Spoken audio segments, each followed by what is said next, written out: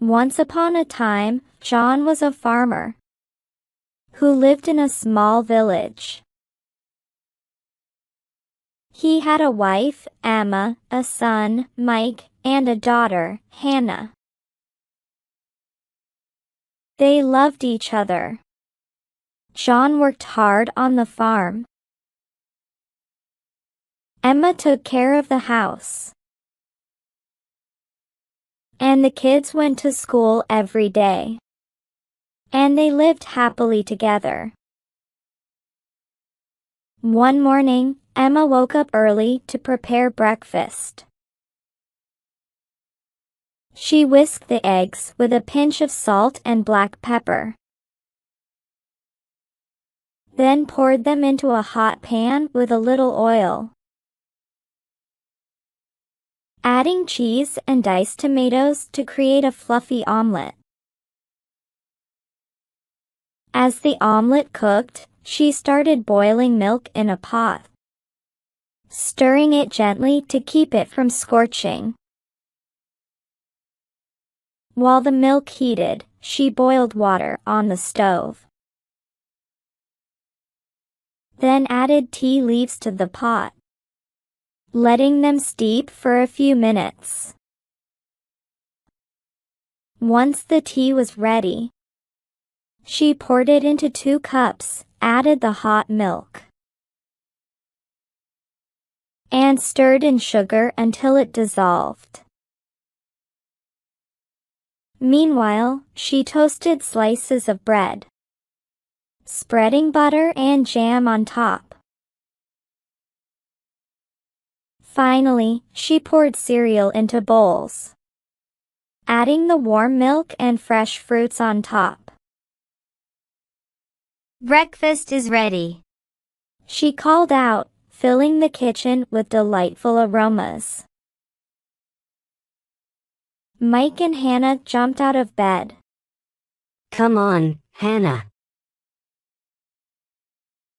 Let's wash our faces and get dressed," Mike called, racing to the bathroom. After brushing their teeth and splashing water on their faces, they quickly put on their uniforms. John walked into the kitchen, adjusting his hat. "Smells amazing, Emma. I can't wait to eat," he said, joining the kids on the floor for breakfast, where Emma had set out milk, omelets, toast, and tea for them. It was a year when a severe drought affected the village. The stream was dry. All the ponds nearby were empty, and there was no well in the village. The nearest well was far outside the village. One hot afternoon, Emma noticed the water barrels were completely empty. "Oh no! We have no water left for cooking or washing the dishes," she exclaimed, her heart racing. "And we need water for washing the clothes too." She quickly grabbed 2 large pots and said, "Come on. We have to go to the well." Mike and Hannah rushed to grab the pots. At the well, they found a long line of neighbors waiting. Emma turned to a friend, Lily, and said, "How will we manage without rain?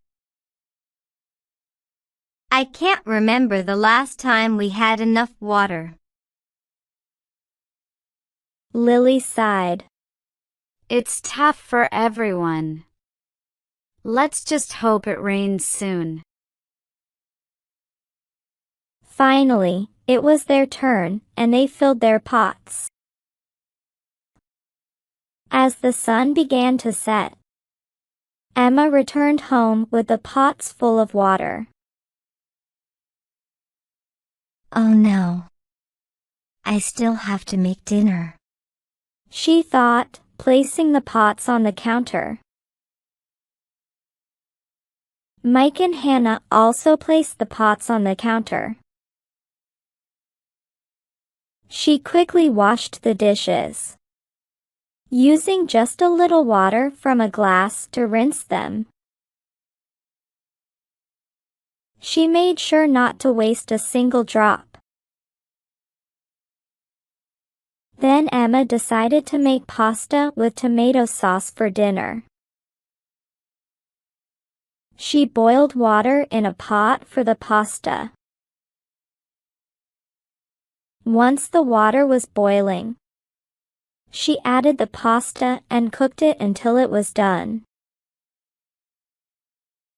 Meanwhile, Emma prepared the tomato sauce by sautéing chopped onions and garlic in a pan until they were soft. She then added crushed tomatoes, a pinch of salt, and a sprinkle of red chili flakes,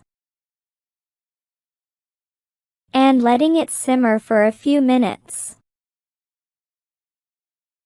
Just as she finished, John came in from the farm, and Mike and Hannah helped her serve the pasta with sauce on the kitchen floor. Dinner smells wonderful, John said as they all gathered to eat together. Emma sighed as she sat beside John. John, we had no water at home today. The kids and I had to walk to the well outside the village with the other women. John frowned. I know it's tough. The drought has dried up the stream. Emma nodded. I made a simple dinner, but it's not easy without enough water. She looked at the kids and added, Our kids are suffering too. John said. The drought is getting worse. He added, The stream is dry. And if we don't get water for the crops soon, we will lose everything. Emma sighed. What will we do about the school fees and bill? John replied, I think we should dig a well in the village. That way, we won't have to go far for water, and our crops will have a better chance to survive. Emma nodded. That sounds like a good plan. But it will take time and effort. The next day, John told the villagers with determination, I will dig a well for all of you, and we will have water for everyone. The village chief nodded with a smile and replied, Your spirit is admirable. John, we all believe in you. The villagers were happy and praised him.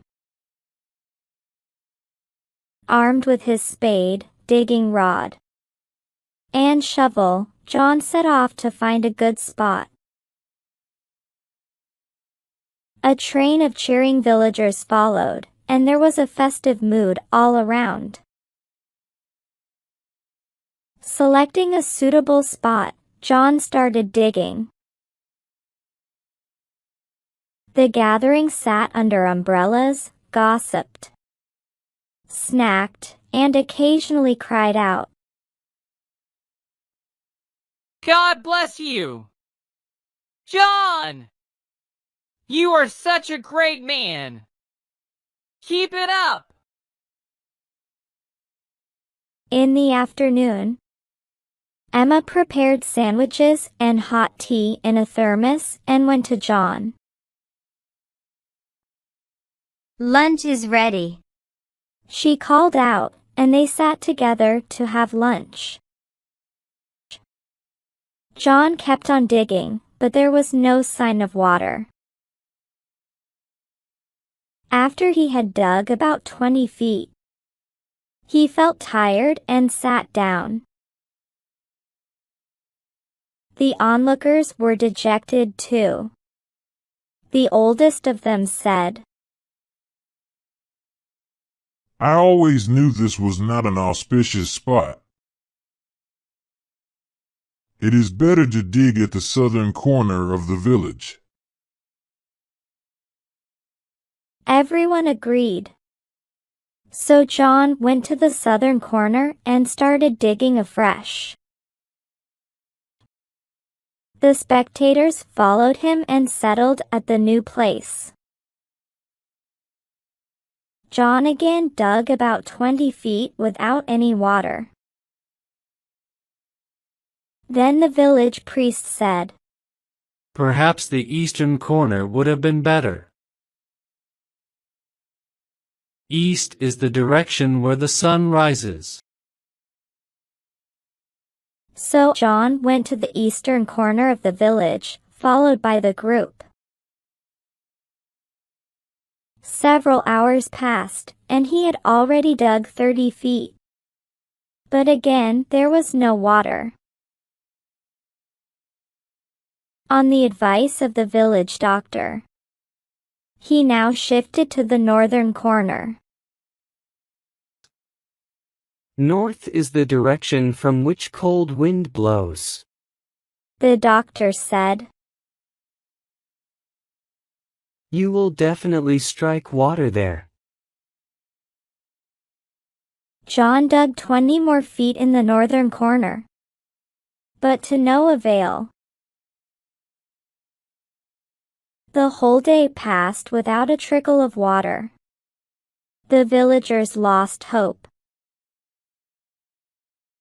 Don't worry, John, Emma said gently, placing a hand on his shoulder.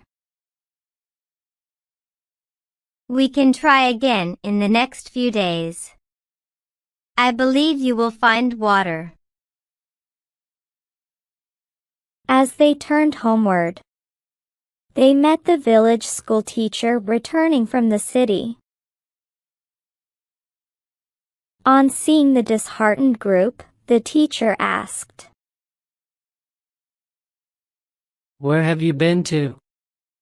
And why are you all so sad? The men narrated the events. John was crestfallen. He said in a low voice, Can you imagine? I had dug throughout the day, but it amounted to nothing. The day was wasted. The teacher smiled and said, Although you had dug about 90 feet throughout the day, it was scattered all over the village.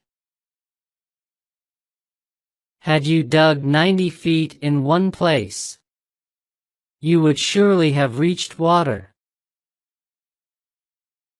However dry the surface might have seemed. Everyone realized what a fool they had been. John thought, I should have kept on digging patiently till I reached water instead of getting misled by others' advice.